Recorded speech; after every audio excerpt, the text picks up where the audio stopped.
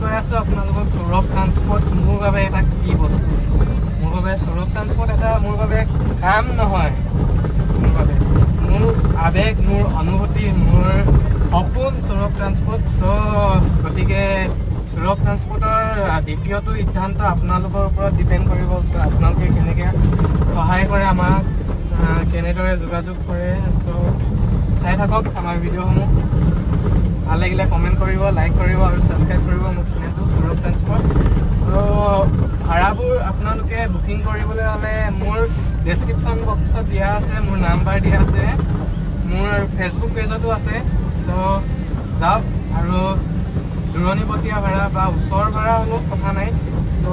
যেনেকুৱা ধৰণৰ আপোনালোকে বিচাৰে আমি তেনেকুৱা ধৰণৰ গাড়ী দিবলৈ চেষ্টা কৰিম, কিন্তু বৰ বিশেষ ডাঙৰ গাড়ী খালি আমি এতিয়ালৈকে সৌৰভ